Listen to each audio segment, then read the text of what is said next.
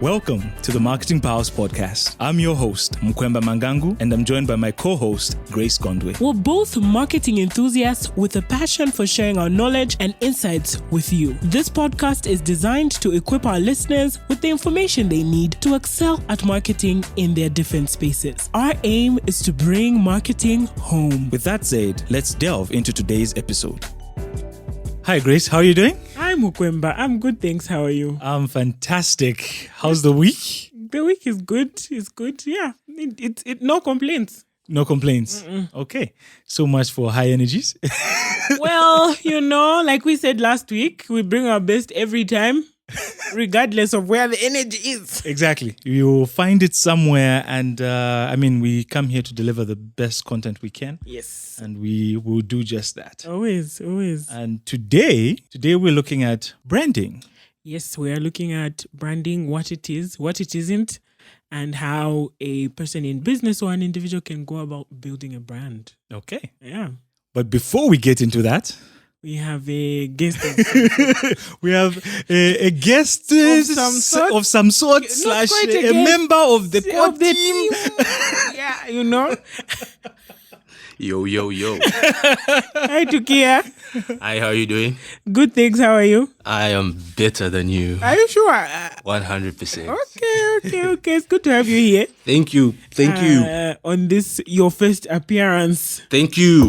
The first of many, we believe. First of many indeed. Definitely. And we're excited to have you as we have this conversation on branding. But before we do that, we have, as usual, a very important question that you need to answer. I hope the question isn't too hard. No, not for an expert. Not for a bad man like you. Not for an expert. No, it's very much within your reach. Yes. So we have Tukiya Tambatamba with us. And so our question firstly is, how do you define marketing? Interesting. So we can go through the various academic definitions of what marketing is, but I wouldn't go right into that. From my standpoint, marketing is all about connections. It's the heartbeat of connections. It's ideas tossing around, playing around with curiosity, and crafting different stories in order for you to engage with your customers, and at the end of the day, transforming products into experiences. So from a deep-rooted point of view, I believe that's how I define marketing in a nutshell. Okay. Very interesting. Products to experiences. Your definition wasn't that. Your definition wasn't that. It wasn't there. It wasn't that spicy, bro. It wasn't that. Let's not even talk about mine. Mine was very textbook. Very, very textbook. But you see, those are the benefits of having experts. Exactly. But in the front, they bring this out. We see what this is all about. Yeah, like I said, it's beyond the academic definition, and in this dynamic era that we're living in, it's more about it's not about what you're selling, but how you're selling it to the person. How do you get their attention? It's more than just what we read in the textbook. So products become experiences at the end of the day. That's true, and I think what we mentioned or what we said. Emphasize was the customer-centric aspect of it.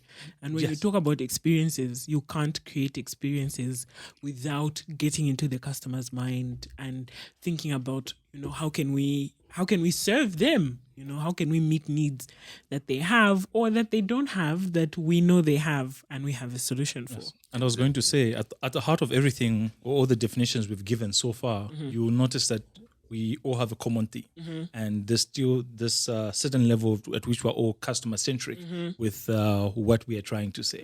Yeah. The customer-centricness, the value generation, the value exchange, all of those themes I think have come through in all the definitions. Although he still wins the spice. Yeah, the spice still wins with the spice. Well, so with all that spice, so it's now would like to know just. How did you get into marketing? how did I get into marketing? I applied, guys. Yeah, my parents said I have to go to university. Exactly. And I was like, okay, let me just marketing. This looks interesting. Looks fancy. Let's see. I was reading something and they said you need to ask why at least 5 times to get to some psychological reason as to the underlying reason, which is mostly psychological, as to how someone got to a certain point. So now the question is, you applied, but why? Okay, that's 2 whys. I'm waiting for the 3. No, you see, when you give your answer, the next why, then we'll go to the next one. you will reach the heart of it. Go to the next one. Yeah. So for me, by secondary school, I knew exactly what I wanted to do. I knew exactly where I wanted to be. So marketing was right at the top of my list. If you were to scan through my top 3 choices, you'd be shocked. The other 2 are not even business related. It was either marketing was at the top. I had psychology, and then if these 2 are not going to be productive, I wanted to be a dentist. Oh, cool. Okay, Yeah. dentist way out. I can understand psychology. that's You could still play around with that. Marketing, Consumer behavior. Yes. Okay. Yes, but marketing for me, I think, also embedded into my personality as well. I'm extremely extroverted. I'm a creative. I like to interact with people. So it was very easy to see that this is where I'm going to fit in, so that I could expand my creative element. And I think I just needed the knowledge at the time. And for a very long time, even as kids, my older brother and I were obsessed with infomercials. Something as simple as a mop. And you see, this is why I say marketing is about transforming products into services. Something as simple as a mop. Yeah. I don't think at the time would need an infomercial for you to advertise it, but some of the features that they were talking about those features of what a mop can do. Like it can, you come away from watching the information. Yes. Like, am I even living if I don't have this product? Exactly. I'm like 13. I'm like, I need a mop. Yes. Because because how am I going to live? Exactly. They crafted such a good story about a mop. Yeah. Something as simple as that.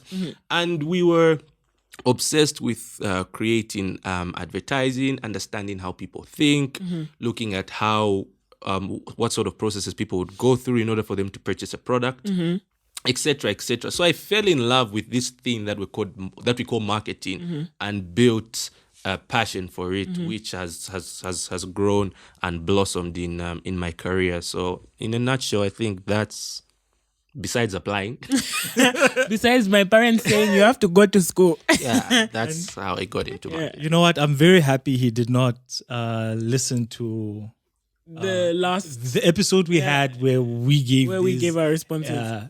Responses. Yeah. And deliberately part of it because he's my boy, Mr. Vibes. So It's your boy. Sure. Yeah. And there's something I mentioned that he hasn't mentioned. That he hasn't touched on, yeah. Yes, Yeah, that I I remember. feel is something he would heavily relate on. Yeah. And that is that he did not mention The Apprentice. Yeah. Donald Trump. Yes. Love. That's one of my favorite shows. Yeah. Yeah, so Mukwemba, when we shared our stories, Mukwemba touched on how the apprentice for him was like a turning point in like building the entrepreneurial mind that eventually evolved into the decision to get into the marketing space. And I think he mentioned that Tukiya would probably relate on that point. So 100%. it's interesting. Yeah. 100%. Yeah, I mean, we like to share backstories. This is something we intend to do with future guests. So if you're listening and you want to be a guest in the future, or you're going to be a guest in the future, these are some of the questions we ask because marketing is not surface. There's always a story behind. There's always a story behind if it's a product, if it's a service, if it's advertising or whatever. And so we like to share the stories of the people who are delivering the service and making things happen. So thank you so much for sharing, Tukiya. You're most welcome. Yeah, I think we can get into it now. Yeah, let's get into it. So we're discussing branding today, and so branding can be defined as a process of creating a unique image for a company through naming, logo design, typography, voice and tone, taglines, advertising strategies, etc., etc. Okay, but now some like this definition could be very academic, like it's something you would receive, in an exam, textbook and whatnot. We've reached a point where we understand that branding is more than just that. In one of the episodes, we talked about, I think there was an aspect of branding, and we talked about brands having personalities. Identity, yeah. Okay. So with that in mind, from the definition of branding, you realize that you can now look at branding more of a reputation. Yes. So what that entails is we're evoking emotions, all kinds of feelings in the minds of consumers. And at the end of it, every consumer has their own definition of what your brand is to them, as opposed to looking at it from, okay, our brand is this and you think that's what everyone else takes. We defined it as a personality. Brand takes shape, form of a personality. And so everyone looks at someone's personality different. Yeah. It works for others. It doesn't work for others. So we have that. Yeah, that's true. Yeah, essentially when you talk about branding, it's creating a personality for a product, for a service, for an organization. And the point of it is you want to evoke feelings in a consumer, in a client, in a customer, evoke feelings that will set you apart from the rest, right? So that's where the element of logos and taglines and all of that is about, setting yourself up above the noise. But ultimately, the way it takes shape in people's minds is different. You do the academic things, you do the technical things, but the way to take shape in people's minds it varies from person to person. And I think that's very, very interesting. Because another point we can look at as well is when we start, so companies, how do we go about starting? Creating creating the brand. Scratch, yes. What position do you take? So do you think of what do we want to be first? Like, how do we want to be viewed? And from that, a lot of things emanate. The products you create all come from how you firstly would like to be viewed. Well, understanding that you'll be viewed differently by different people, but at the heart of it, you need to start with how do we want to position ourselves? You have to set the pace. Yes. You have to set the pace. I think the wheels in my head are turning, and I think the way that I'm looking at it is that branding takes kind of the evolution model that strategy takes, right? You create it, but it also evolves, right? You say, for instance, this is the business. We want to create a business that is world-class. We want to create a business that is reliable. We want to be known for our quick service. We want to be known for excellent quality experience for clients, right? And you start with this, picture that you want to build with your brand. But there are certain things that will come to light as you go along over the years providing this particular service. And the story, I think we were talking about just before this, we were listening to something where they mentioned Nike. I actually just finished reading Shoe Dog. Okay. And if you know the story of Nike, you know that they actually didn't start as Nike. Yeah. They started as, Blue Ribbon, but this identity of, just do it it was like 40, 50 years in the making for them to get from Blue Ribbon to the business that they are now. Yes. But at the heart of it, Phil wanted to create a world where running was the norm, right? Yes. He wanted to create a world where everyone wore running shoes, even in like normal, day-to-day living, right? So he had this in mind. They started this business. This is the picture they had, but their brand has also evolved and it's become this big thing. So I think it's a dual image. It's a dual perspective that is there. Yeah. So with that in mind, so now another important part after we've defined a brand is also understanding, just like you've talked about Nike. we have what is the psychological impact of a strong brand identity. And this is where, you've talked about Nike. So now when you go buy a pair of Nike shoes, you now have this, I can do it. Yes. Just do it. Yeah. Mentally, you're aligning yourself with what this brand stands for. Yes. So you almost prepare yourself, okay, if I'm going jogging, these are the shoes I have, I am going to run. Even if you're probably not going to. You might not. But something about it, Yes. Evokes those feelings Yes. in your mind. And, you would have aligned yourself with the brand in that regard. Which reminds me of there's a marketer from South Africa. His name is Teddy Kalafeng. Okay, he described a brand as what people say about you after you leave the room. That's a good one. Yeah, That's a really, really. That's a good one. Really, really good one. Yeah, and good one. it is. I can see the light in what he's saying, and it's very similar to sort of first impressions and how first impressions are everything. And when you leave the room in his context, you now bring in the recognition and also the recall. Yes. After, if you've come into a room and you've walked into the room, what am I going to remember about you? Yeah. And that's what you want as a marketer with your business, with your brand, with your product. What you're working hard for is that top of the mind awareness. Exactly. That recall, that, when all of the information is taken away, is this possible consumer going to be able to say, you know what, I need washing powder. Yeah. Go and buy Boom. Yeah, exactly. That's the power of a brand. Exactly. And it's actually very amazing if you think about it. Yeah, and with that in mind, I mean, we'll go into the whole conversation of what brand equity is and what we take away from it. So like we saw, anyway, at this point, we've talked about the psychological impact and noticing that there's certain things that because of how strong the brands are, they've positioned themselves in our minds. Whether you think, because at this point, if you thought Mountain Dew, for instance, there's maybe you're going to go, okay, adventurous. For some reason. Yes. So that's how they've positioned themselves. Exactly. And people want to, so if someone's going, I'm going mountain climbing. Yeah. Like, you know what, maybe I need to go with a Mountain Dew. Get a Mountain Dew, yeah. Exactly, because of how we position ourselves. And when we go back to things like you said, recall, when you leave a room, how do people remember you? That's how come we can see 3 lines and you assume that's Adidas. No one has to tell you anything. Yeah, regardless of where you are, what you're doing. You see 3 lines. You know what it is. You see a slightly bitten apple, it's apple.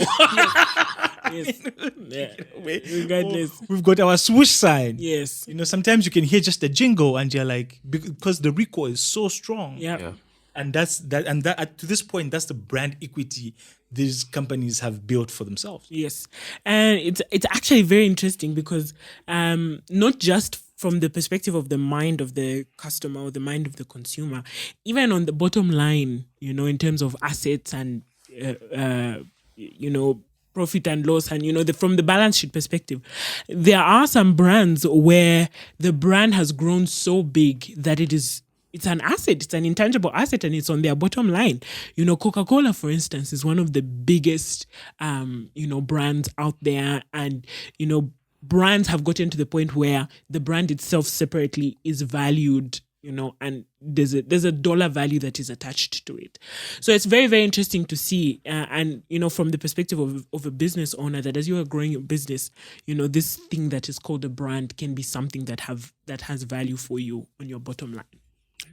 You've just provoked a thought in my mind, not only talking about branding and the value, but also sort of perceived quality or perceived value in terms of a brand. Like you said, if Coca-Cola was if Coca-Cola were to launch a product or Adidas were to launch a product, it's very easy for customers to actually buy into that product because the perception that they're going to get quality from Coca-Cola, they're going to get quality from Nike, is beyond what you could actually measure. And so the customer is immediately going to buy into that new product. It makes it easy for these companies actually to not only grow but derive financial value from that perception of quality that their customers and the non-customers actually have about their brand. It's trust, right? You as you build the brand, you set yourself up as a reliable product, reliable manufacturer of products or deliverer of services, and you build trust in your customers. You build these perceptions in the minds of your clients and your consumers, and that then opens doors for you for new product lines, for new service line, etc., etc. And it's interesting that you said perception, because I think that's the next thing we wanted to go into, to just touch on specifically why is it, or what is it about brands, that evokes feelings in customers? Is it just because we've said that this is our brand, that so now people are feeling certain things? Like, what about it? What about brands influences perception and evokes these emotions? Oh, I think it's a combination of different elements. Like you had mentioned, to say perception is almost everything, and people perceive things differently. It's almost the story of, is it the three blind people and each one's touching, and the elephant? Yes. Exactly. This is a tree, this is a snake, this is a fan. So it's a lot of different elements, and you could go into things such as colors, for example, logo. What did the next person say about the brand? What do I generally think about the name? If, for example, you came into Zambia with a product, and the name of your brand or your product is Brazilian, for example, it's a traditional Brazilian name, people would not necessarily buy into it. Yes, people would not connect. People would perceive it differently. You can actually take it maybe into the lower class Zambians. I don't think they're even going to look at it twice to say, why are you coming with a Brazilian brand? So I think perception has got a lot of different elements, and we can even dive into each one of them. I think one that comes to mind, and I would like to hear what you guys would have to say about this, is Zanaco, right? Zanaco, they're one of the red banks.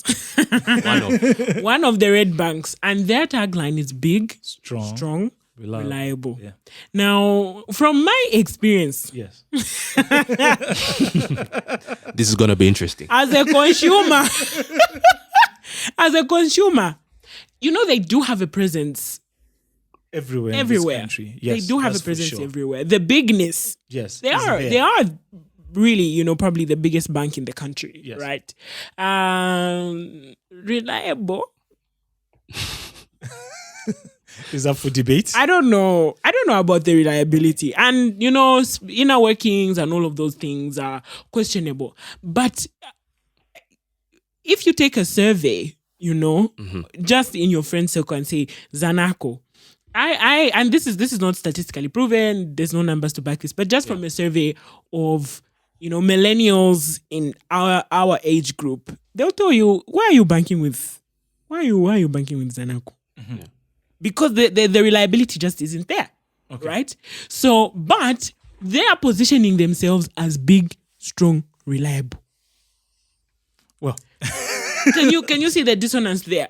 Yes. You know what I mean? So anyway, the point I'm trying to make is, you can say that you are big, strong, reliable, but based on how you are going about delivering your product or your service, the perceptions that you are building in your clients' minds is ultimately, at the end of the day, is based on, are you able to deliver or not? Yes. You can say all of these things in your branding, but your service delivery, your product, the quality of your product is, at the end of the day, very much a big element of that equity building with the branding. Well said, well put. In response to that, I would actually ask a question to say, maybe it would also come down to what is your definition or perception of reliability. Yeah, that's a really, really good one. Exactly. That's a really good one, because maybe what I'm thinking is reliable Exactly. and what another person thinks is reliable is two different things. Exactly. Right? And that's really good, because for me, I'm in a generation where everything is digital. Yeah. I want to be able to do all of my banking on my phone. Yeah. Whereas someone else, they want to be able to walk into a branch. Yeah. They want to be able to get to an ATM. Exactly. And if that's what reliability means for that person, then Zanaco is reliable. They would have made it exactly. Yes. They touched on that point very well in that regard. So even just as we're still speaking to the power of perception and why it's important, at the heart of it, we need to realize that individuals align themselves with brands. So sometimes it's to a point where people see themselves in that brand. And that's how come you find, say, even when we talk about Apple products and the like, and people be like, okay, that is where I belong. That's me. Some of us. It's me. See, you align yourself because you feel like their products and everything they do aligns with who you are as an individual, you're aspiring to be, or who you're aspiring to be. So you feel like, okay, if I do that, it works for me. Because if you look at Apple and Mac, right? Apple came out as with the Mac, they came out as the cool kids. Yes, you know. This the guy in there's an ad they had, the guy in the elevator with a hoodie, or the guy with a Mac is very serious, formally dressed. Yeah. So now they're speaking to, okay, is our target audience like creatives, people with a higher income, ready to pay more for tech and things like that.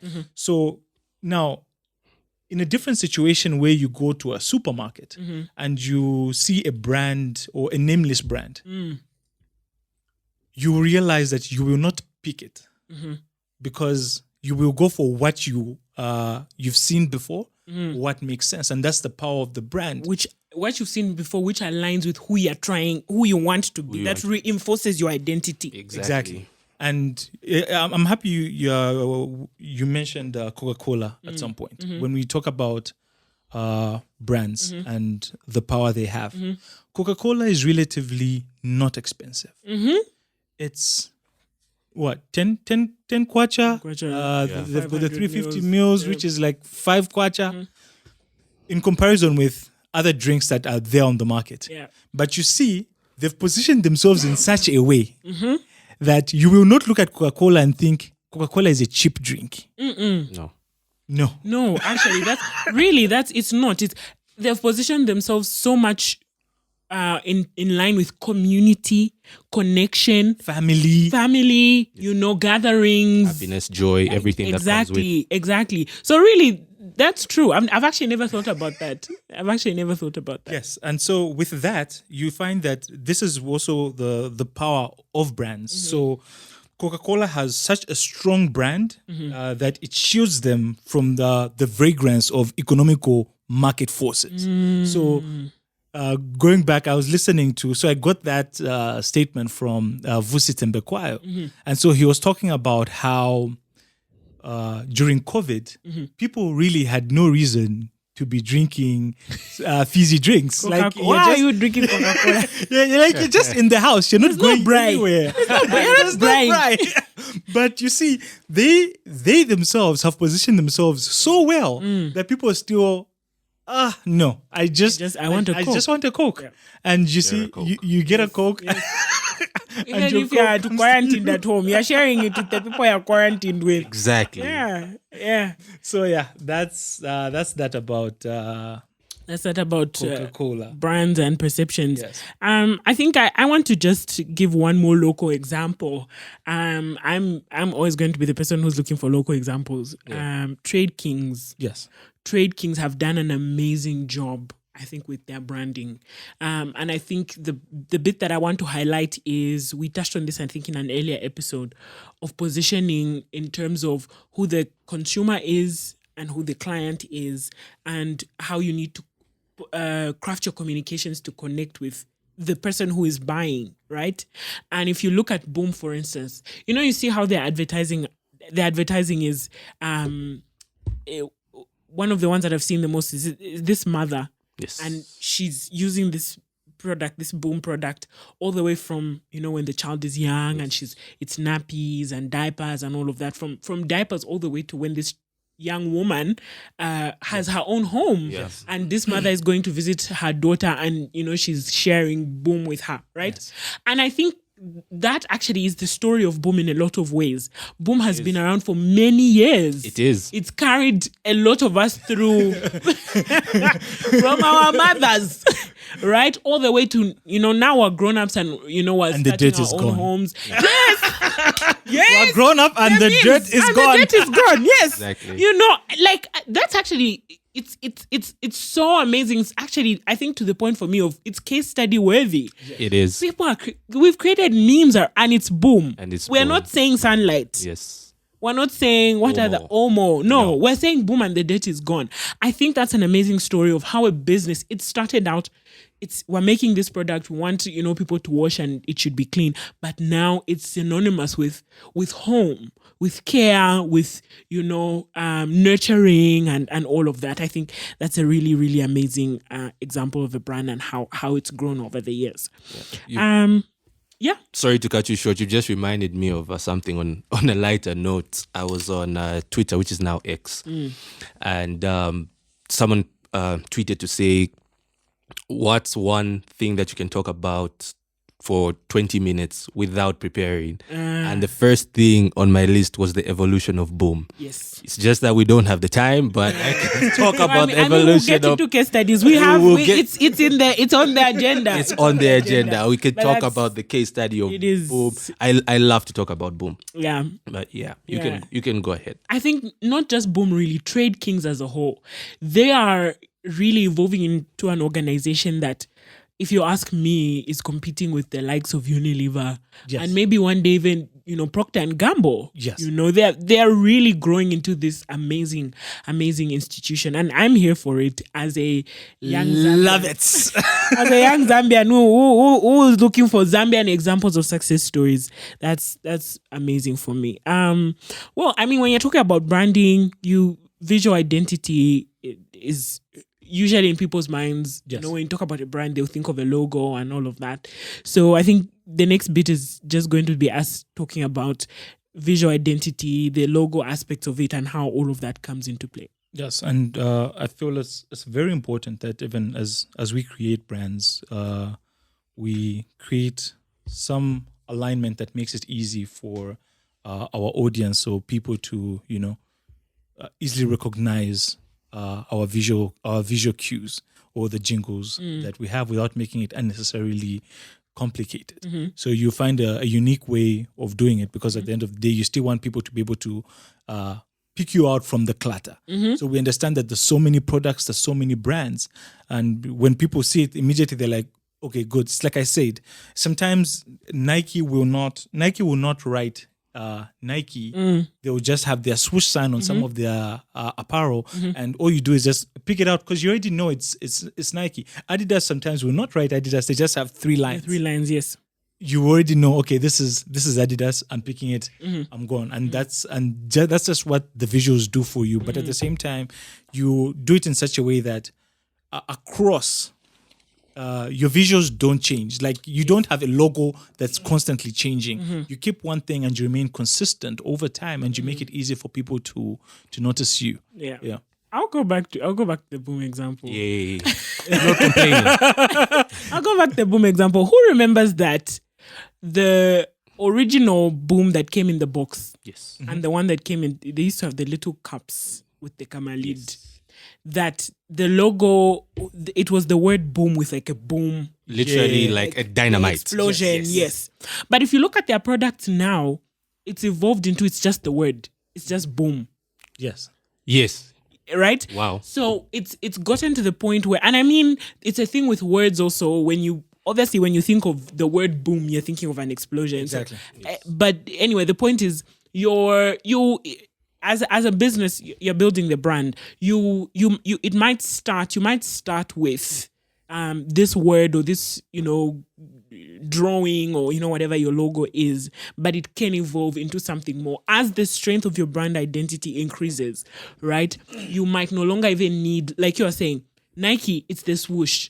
Even if the word is not there, when you see the swoosh, you know that it's Nike. Adidas is the stripes, but that comes over time as the strength of your brand increases. Correct. I think the other thing also is understanding that as you are creating a logo, as you are picking the name for your product, etc., on the one hand, you can pick something that is close to your product. You can pick something that when people see it, they'll think of, what the product is. Or it could be something completely different, right? And I think a good example of that is Mac, right? With the Apple product. Like, Apple it's nothing to do with food, right? It's software, technology, etc. But they chose this thing and they stuck with it over time, right? So building a brand down our throats until it started to taste good. Exactly. Until it started to taste good. So with a brand, with branding and all of that, like Mukwemba said, you have to be consistent across platforms with your different products, etc. You have to keep that one message because it takes a lot of time and resources. Yeah, it does. And so we can also talk about positioning our brand. So when we position our brand, obviously at the heart of it, I mentioned you're trying to stand out, and that's one of the things you have. And the other thing is also understanding your audience. I'm sure we talked about this in a previous episode or so, and we talked about you cannot be everything to everyone. And so when we're dealing with brands, it needs to be clear to you who your target audience is, because only when you know that, can you then create value for them.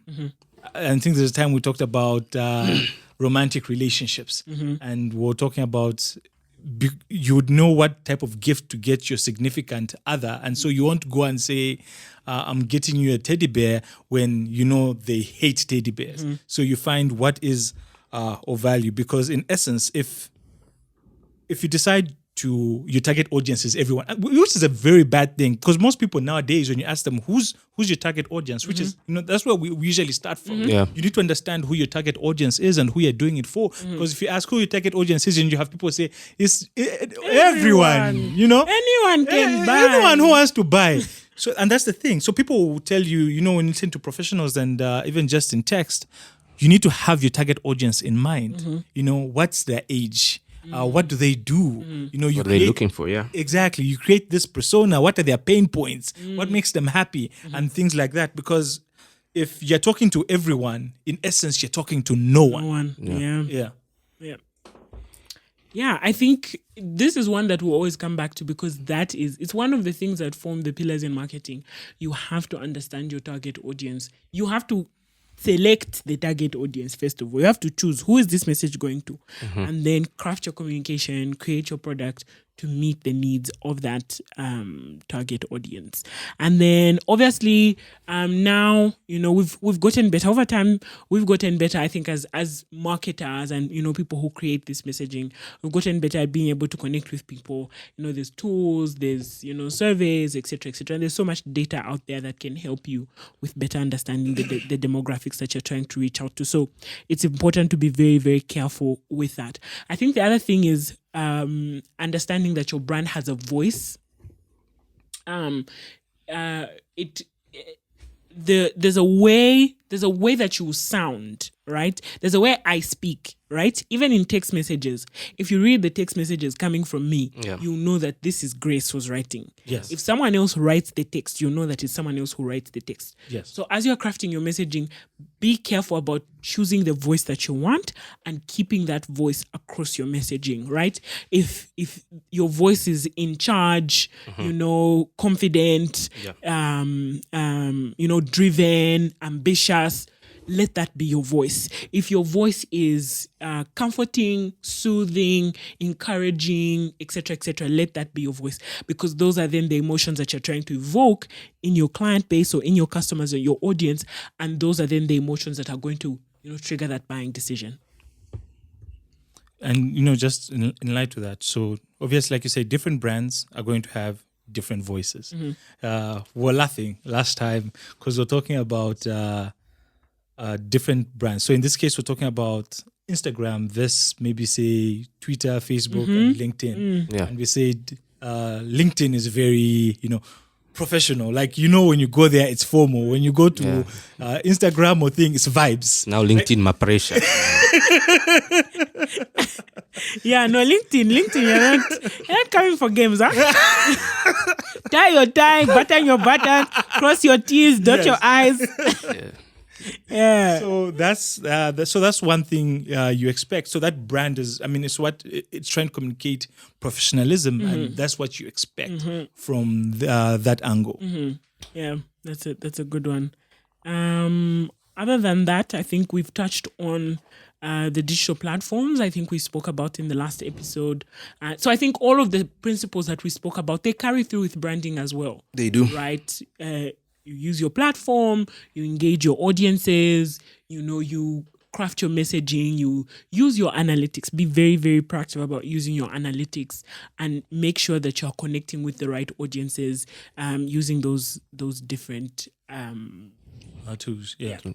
I think another important point, I feel like for people who are creating brands, especially for a business, is, and a mistake some people make is they do not remove themselves from the brand. Yeah. Separation. Exactly. So you need to create that line of separation so that people can tell you apart. Well, it depends. Well, if you're, like I said, depending on the company. Depending on the organization. If you're building like an organization in one way, if you're building like a personal brand and all you do, everything depends on you as an individual to function, that's a different conversation. Because now we'll get into personal branding. Yes. No, but anyway, the example that I have in mind is Richard Branson. Yes. Right? And I haven't really gotten into the specifics of him and whether it was the business that started and then his personality came into the mix, or whether it was him first and then whichever it is. But I think that's an interesting example of how when you think of like we're talking about Nike, Nike is a brand on its own. Yeah. Like before reading the book, I didn't even know who started it. I didn't even know, the origins of the business. But when you read the book, he talks about how he's a very private person and he never wanted the business to be synonymous with him. But Richard Branson has taken a very, very different approach and he's very much synonymous with the business. So I think ultimately it's about what are you trying to do, right? Do you have the personality capital, so to say, the influence capital that maybe your business can benefit from your personal influence and you want to leverage it that way, or it's about your objectives and understanding what the line of business you are in. For some lines of business it can work, for others it can't. Yeah. Okay. So pick your poison at the end of the day. You do pick your poison. So even going back to, you talked about Richard Branson. We can look at it from different aspects as well, right? Let's, God forbid, if something happened to Richard Branson today, I believe you are going to expect shares to drop and things to have to start stabilizing at some point, which is back to the example you gave of Nike, Nike, Coca-Cola. If I ask you today, who's the CEO of Coca-Cola? Exactly. Who is the CEO of Trade Kings? Do you know his name? Very unfortunate. Very, very unfortunate. Unfortunately, I need to go and do my homework. No, but I get the point you're trying to make. You see, what those have done, and like I was saying, listening to something I was listening to, so this is now referred to as the point at which the brand and the product have been institutionalized in a special place in the mind of the consumer.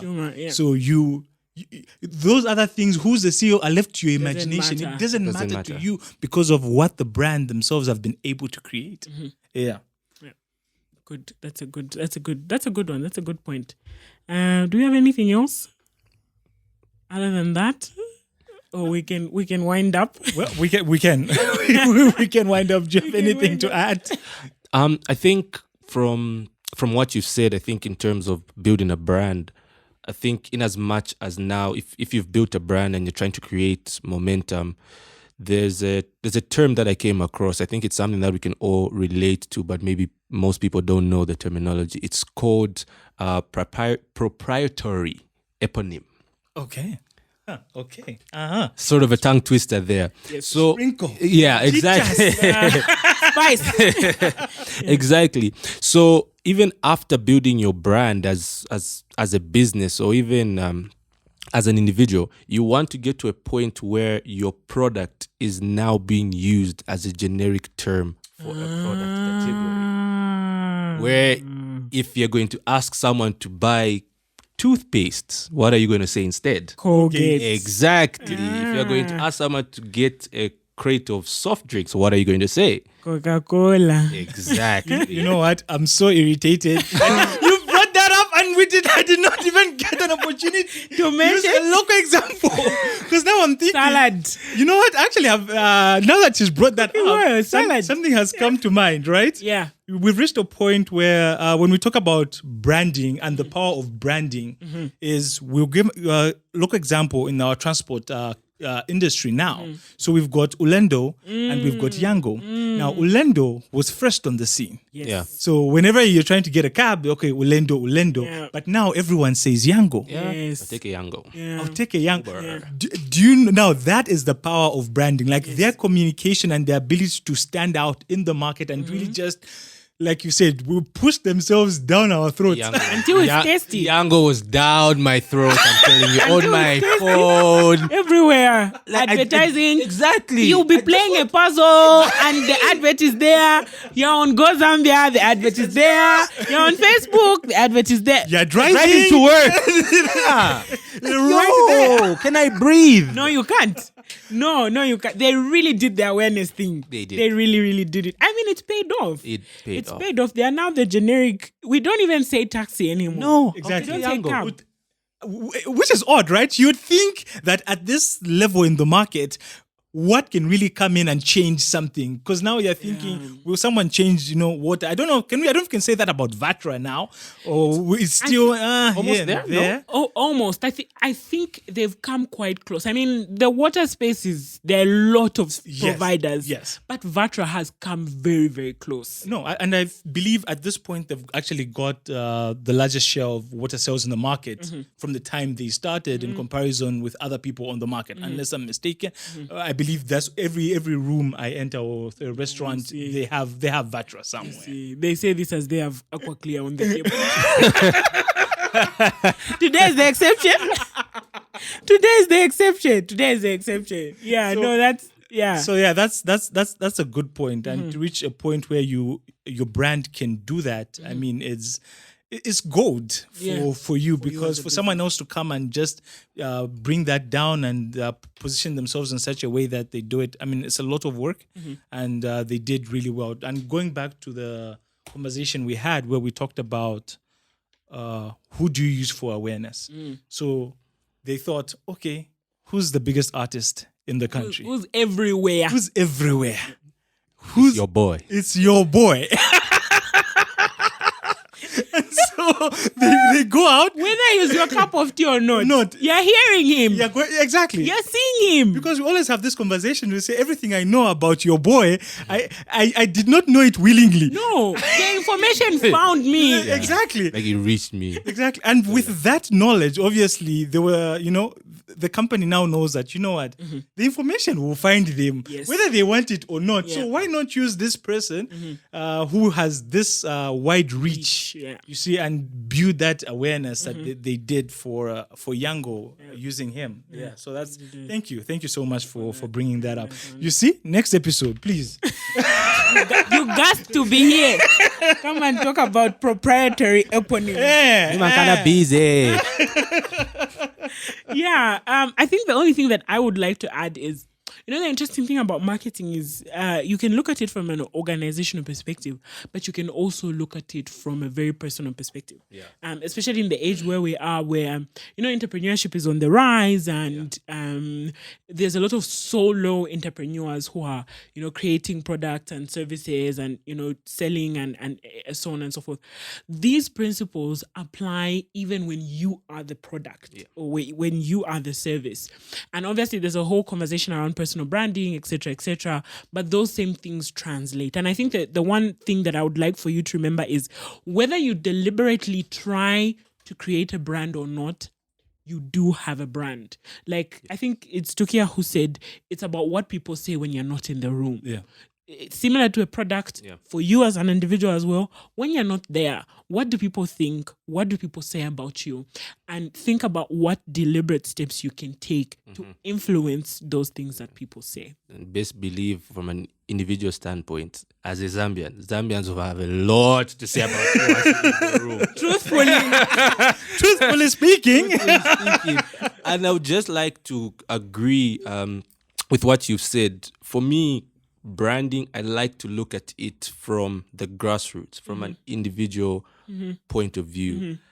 I like to understand business branding with a concrete understanding of personal branding, because it translates into the same thing.